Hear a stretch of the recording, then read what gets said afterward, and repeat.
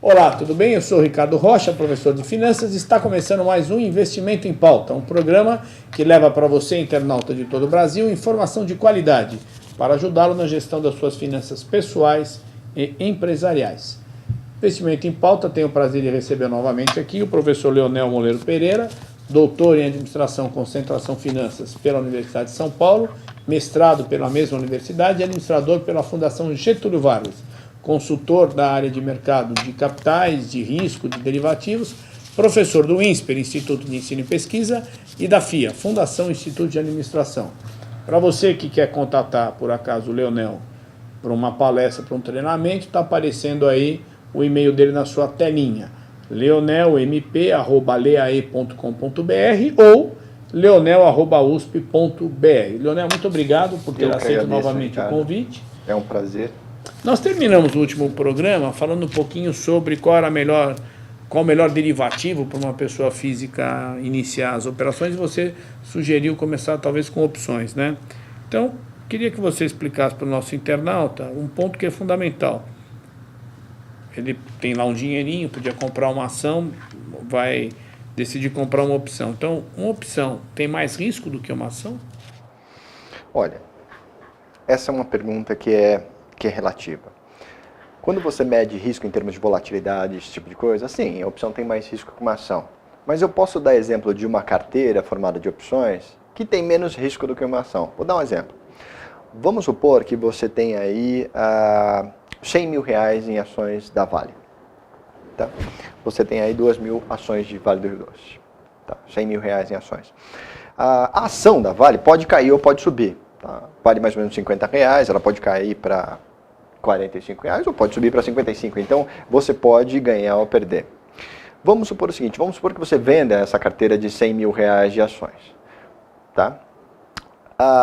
Aí você pega R$98 mil e aplica no mercado de renda fixa por 1 mês, 2 meses. Vamos supor que você vai aplicar por 2 meses.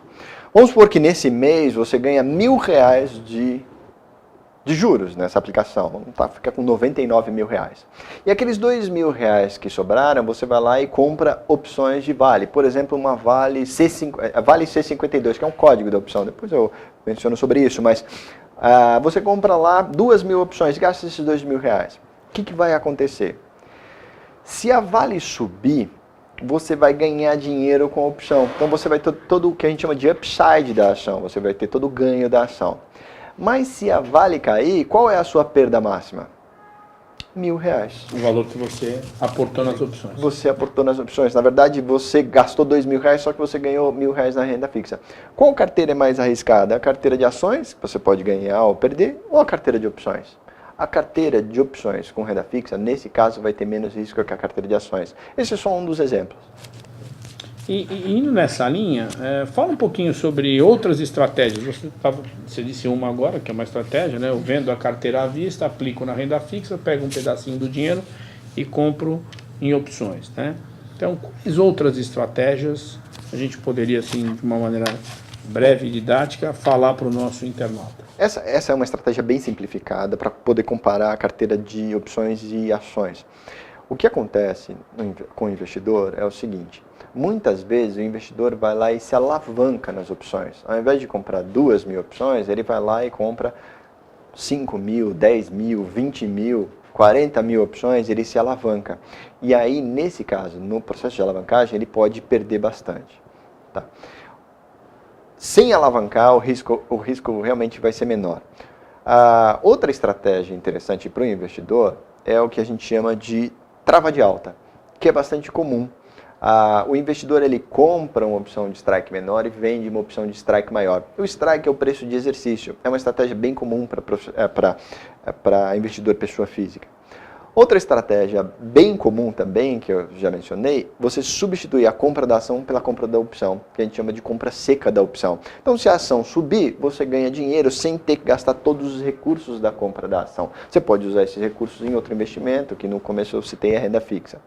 Essas são duas estratégias teria a venda bastante coberta também, né? a venda coberta, que aí o pessoal chama de financiamento. Quando você compra a ação e vende a opção, você obtém uma taxa de juros. Tá, essa é uma estratégia um pouquinho mais, ela tem que ser acompanhada, o investidor tem que tomar cuidado, porque o que acontece? No fim das contas, quando o preço da ação sobe, essa opção vai dar exercício, e você está vendido nela. Então tem que tomar cuidado para poder fazer a rolagem direitinho. Então essa é um pouquinho mais complexa, mas está muito comum no mercado também. E aquele nosso internauta que ainda não está muito acostumado a operar com opções, fala um pouquinho para nós sobre características desse mercado, né? Códigos, vencimento, correção dos strikes, ações mais negociadas, né? Às vezes a gente escuta ou vê no jornal, olha, o cara ficou em corner, né? Porque estava operando opções de ações de baixa liquidez, opções de câmbio. Fala um pouquinho para nós sobre esse assunto. O que acontece é o seguinte, o código da opção, quem vai operar no home broker tem que ficar atento, porque, por exemplo, o código da Vale é Vale 5.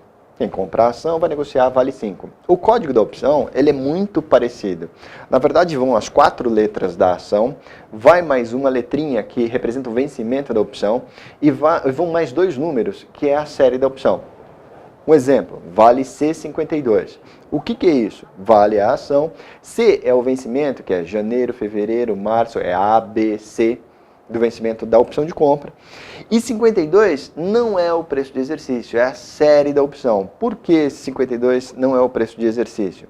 Porque as nossas opções no Brasil, que são do tipo americana, elas são corrigidas para eventos corporativos, por exemplo, dividendos, mas juros sobre capital próprio, desdobramentos, agrupamentos. Então, todos os eventos que acontecem nas opções, eles são corrigidos no preço de exercício. Então, às vezes você está lá vendo 52, mas você olha lá no home broker, é 51,60, porque teve alguma correção no preço de exercício. Então, precisa ficar atento nisso também. Tá? O que acontece? Além do mercado de opção de ações, você tem o mercado de opção de dólar. Tá? O mercado de opção de dólar, ele é feito para as operações com futuro de dólar. Então, inclusive, a opção de dólar tem o mesmo vencimento do futuro de dólar. É um mercado bastante comum para as empresas e bancos. Então, é uma alternativa de investimento ou de proteção contra variações cambiais que está disponível na Bolsa também. E o que é tomar um corner ou ficar em corner? O corner é o seguinte...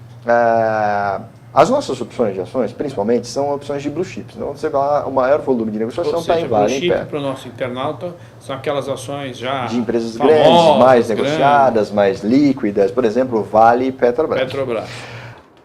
O que acontece? Existe um tipo de operação que, vamos supor que o investidor ele fica vendido na opção, tá? Que é uma operação chamada vendida descoberta. Quando chega no vencimento, ele tem que entregar a ação para o investidor que comprou a opção. Então, o que a gente chama de que envolve entrega física. E se a opção tiver baixa liquidez, ele não vai conseguir comprar no mercado e ele fica em corner, ou seja, ele vai ter que pagar preços maiores de pessoas que não querem vender. Então, por isso que no Brasil, a liquidez das opções estão mais focadas nas ações que têm mais liquidez, porque elas evitam esse fenômeno que é o corner. Muita gente pergunta sobre estratégias, né? Eu queria que você falasse aqui para nós, de uma forma didática aí, quais são as estratégias, né, que o pessoal chama de direcionais. Olha, a gente tem o mercado de derivativos tem uma separação que a gente chama de estratégias direcionais e não direcionais. As mais conhecidas são as direcionais, são chamadas de figuras. Eu mencionei uma que é a trava de alta, né? Mas você também tem a trava de alta, que o investidor aposta na queda do preço da ação. Tem algumas figuras que são chamadas de trava borboleta, então a pessoa chama de butterfly. A trava borboleta, você tem um espaço que você ganha de variação do preço da ação e um espaço que você perde na variação do preço da ação. Então você faz uma estratégia que você tem, ganhos e perdas dependendo da posição onde está o preço da ação. Por que são direcionais? Porque a direção do preço da ação interfere no resultado da carteira. Então você está apostando na direção, se a ação sobe, se a ação cai, se a ação fica parada. Essa é a estratégia direcional. As estratégias não direcionais, que também é conhecido como operações de volatilidade, são estratégias na qual o preço da ação não interfere no resultado da carteira.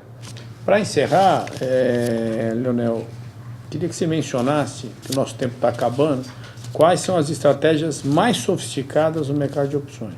Olha, as estratégias mais sofisticadas no mercado de opções são aquelas operações estruturadas, que são feitas para empresas. Então, você tem swaptions, você tem o TARF, que é o Target Forward, você tem opções asiáticas, opções digitais, asiática você trabalha com fluxo de caixa, opção digital, e tem instrumentos dentro da opção e dos derivativos, que são barreiras, knock-in, knockout, então são mecanismos mais sofisticados para o mercado de derivativos. E tem uma estratégia bastante, que está se tornando bastante comum, inclusive para investidor pessoa física, que são as estratégias de operações com volatilidade, na qual o investidor ele compra e vende volatilidade. Bom, nosso tempo infelizmente acabou, fica aqui o convite aí para uma nova entrevista, assim que você tiver a agenda disponível, vai ser um prazer. Eu que agradeço a oportunidade e até uma próxima. Para você, internauta de todo o Brasil, vou deixar novamente aqui o e-mail do professor Leonel, leonel@usp.br ou leonelmp@leae.com.br. Investimento em Pauta vai ficando por aqui, agradecemos a sua audiência, até uma próxima oportunidade.